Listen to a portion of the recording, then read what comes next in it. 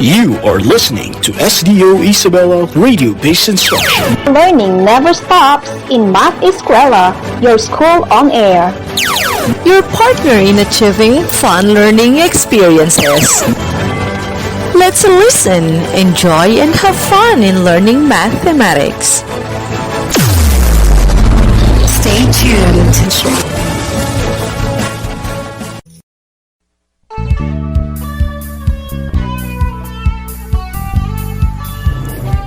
A blessed day, dear learners! You are listening to another episode of Radyo Eskwela sa Isabela in Mathematics 4. I am your radio teacher, Jonaline, your guide in exploring the world of mathematics through radio. How are you doing today, my dear learners? I hope you're doing good. I hope that everybody is eager and excited to learn our new lesson. Yay! Great! Before diving into another great lesson, make sure that you have eaten your meals. Remember, kids, that a sound meal makes up a sound mind. Find a comfortable spot at home where you can clearly hear and understand our lesson for today. Get a piece of a clean sheet of paper, a pencil, ruler, and a set square or any other straight edge materials for you to be used in our discussion. Are you now ready? I'm ready! If so, get yourself ready as we begin to discover and explore the world of geometry. Geometry has many practical uses in everyday life. You will see a lot of its application in building or creating something. If you look around, you will see geometric figures. Your doors, windows, window grills, walls, ceilings, floors, and stairs are just some representations. Now, look outside. What are representations of geometric figures could you see? Yes, the roads, the electric wires, electric posts, and many more are just some common representations. And through this, we can say that straight lines are the key to recognizing shapes that we often see in the real world where we all live in. For today's lesson, we will be dealing with lines. Yay! A line is made of a set of points which is extended in opposite directions infinitely. We are to describe and draw parallel, intersecting, and perpendicular lines using a ruler and set square. Let's first have a review on what these lines are by listening and singing the math song by the number Rock.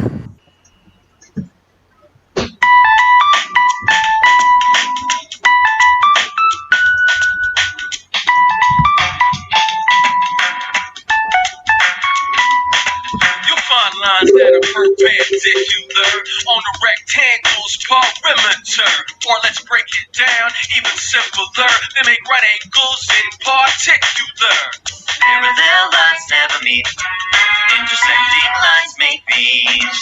Perpendicular lines meet at 90 degrees. Put your hands in the air with me. Parallel, intersecting, perpendicular, they're rectangular.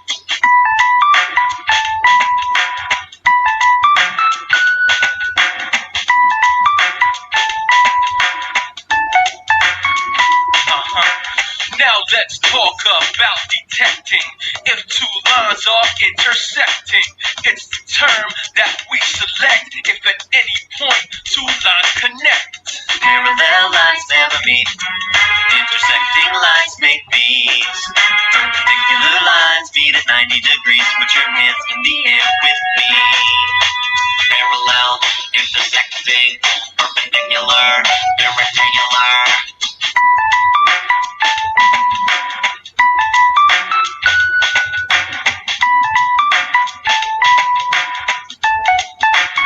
When two lines will never touch, then you can tell that those two lines are parallel, like these telephone wires up above the street. Parallel lines will never meet.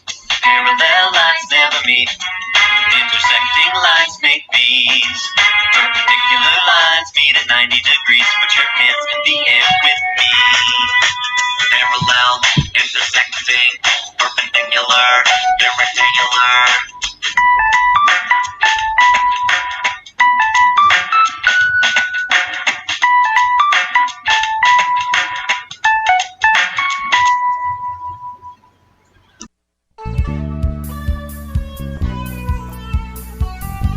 Did you like the song, class? Did you enjoy singing the song? I'm glad to hear from you. Do you love singing? Do you have a favorite song? How often do you sing it? That's amazing! I also love singing a song because it is one activity that gets different parts of your brain running. Therefore, it helps develop our brain. Now, let's use the lyrics of the song in our discussion. What are the three kinds of lines mentioned in the song? Great! One is parallel lines. How are these lines being described in the song? Correct! They are lines that never meet or touch one another.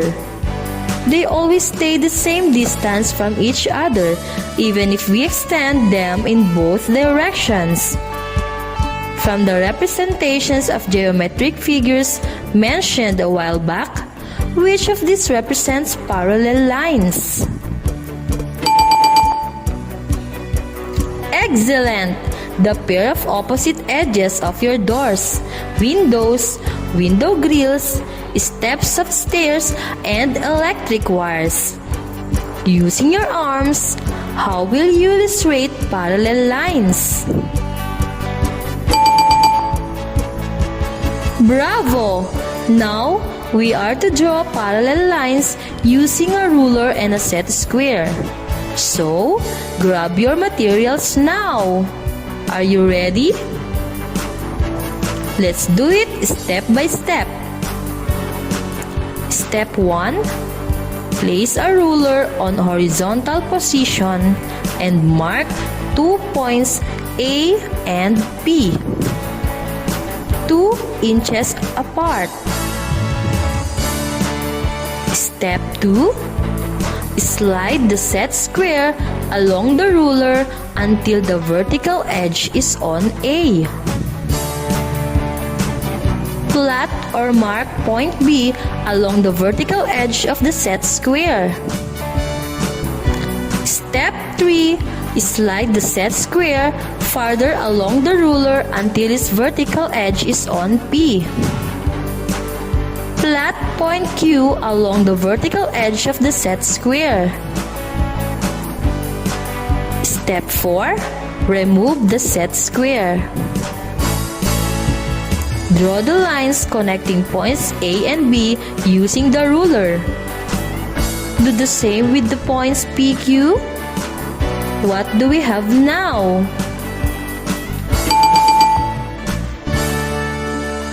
Correct!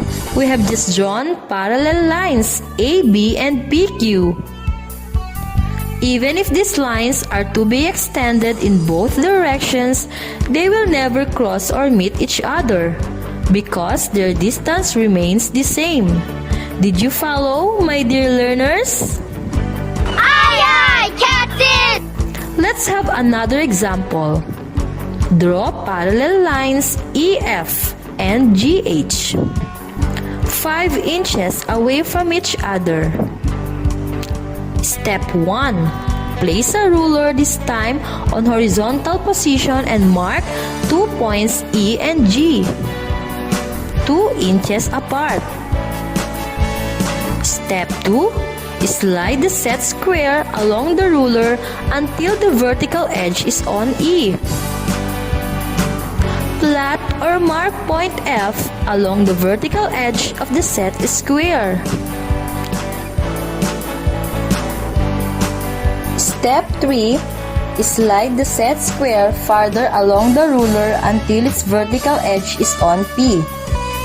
Plot point Q along the vertical edge of the set square. Finally, remove the set square. Draw the lines connecting points E and F using the ruler. Do the same with the points G and H. Did you follow the instructions? Very good! So, we now have a pair of parallel lines EF and GH. What can you say about their distance? That's right, their distance will never change. This time, let us have the next type, which is the intersecting lines. As we have learned, lines go on forever in both directions. But when we have a pair of lines, it is possible for these lines to meet at some point. Say for example, if we have 2 cars on your barangay road, the first one is moving from the south towards the north, while the second car is moving from the east towards the west. If we represent the paths of these cars by lines, we can see that at some point, they will possibly meet. We call this pair of lines intersecting lines. From the lyrics of the song, what do we mean by intersecting lines? Great! They are lines that make V's.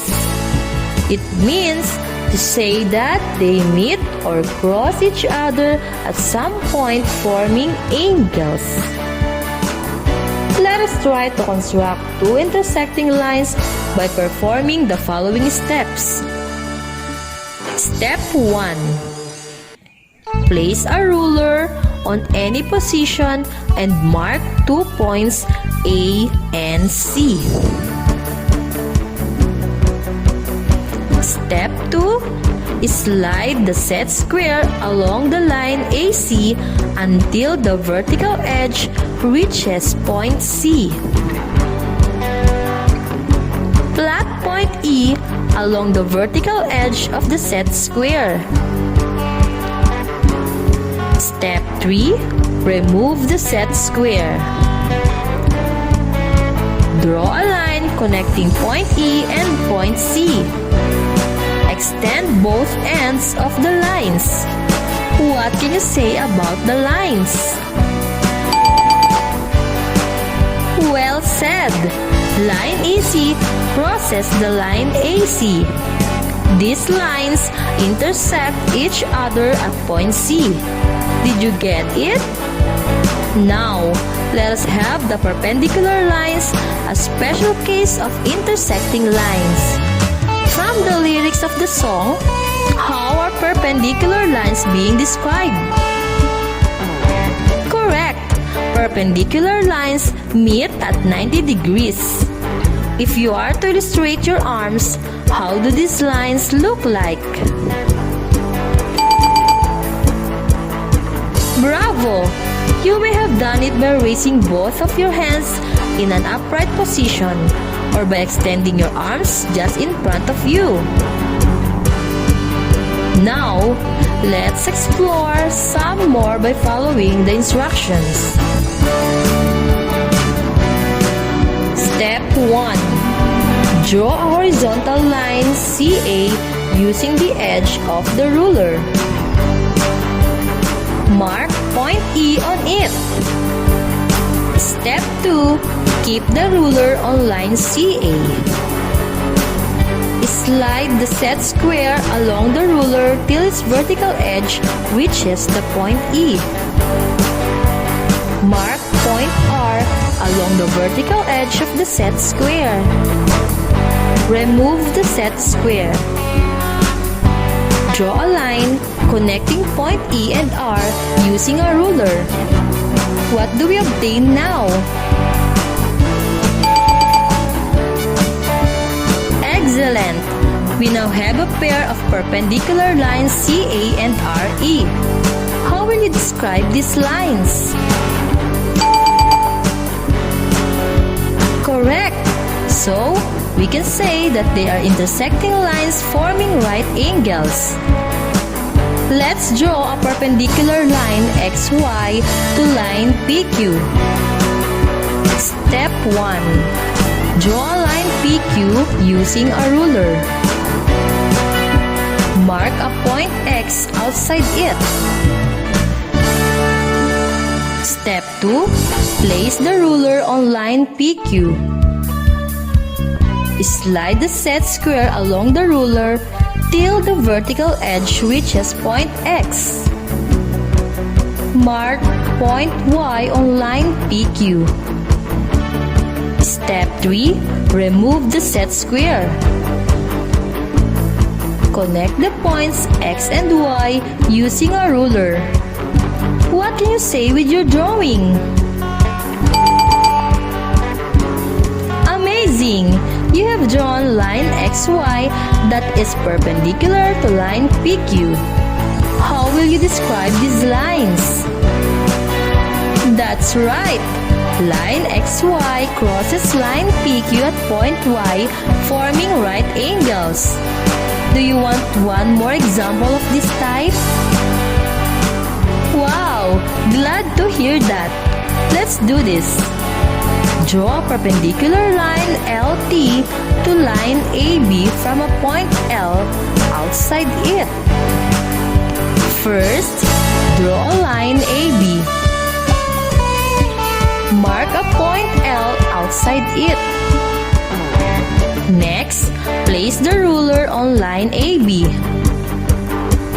Slide a set square along the ruler till the vertical edge reaches point L. Mark point T on line AB.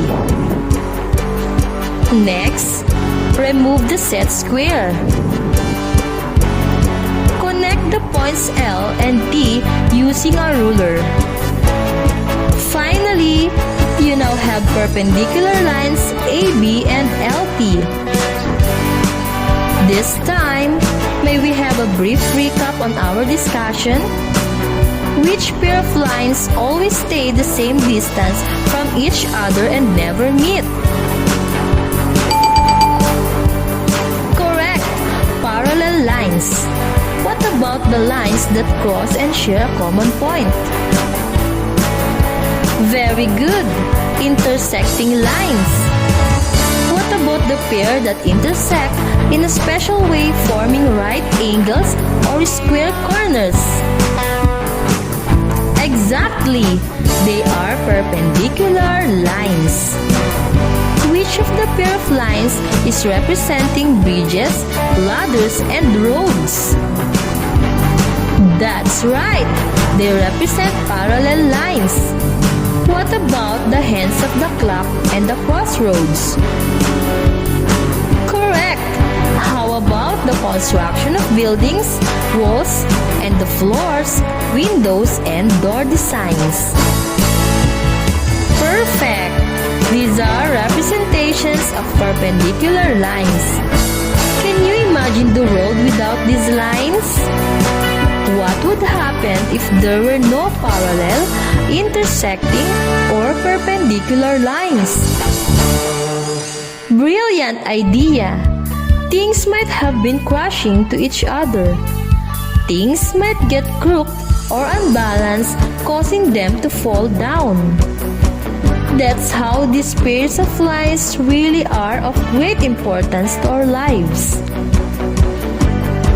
Our lesson is very simple, right? Now, for you to apply your skills learned from today's discussion, Draw each pair of lines in the given statements using a ruler and the set square. Place it on your answer sheet. Item number 1. Line AB and line CD are parallel lines. Number 2. Line EF and line GH are perpendicular lines. Number 3. Line IJ and line KL are intersecting lines at point M. That ends our radio session for today. I hope you've learned something about what parallel lines, intersecting lines, and perpendicular lines are. Dear listeners, we would like to acknowledge the person behind the lesson script we used for today, Teacher Jane Gumaru Asalia of Itiague National High School, Itiague East District, and to the whole SDO Isabela production team for making this episode possible. I want to leave you a statement from Henry Matisse that goes this ways. Remember, a line cannot exist alone. It always brings a companion along. Do remember that one line does nothing. It is only in relation to another that it creates a volume. God bless everyone.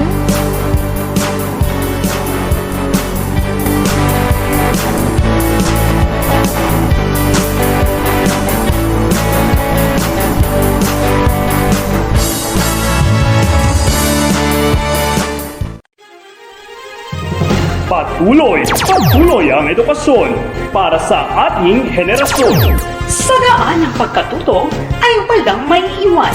Kaya halina sa Radyo Eskwela.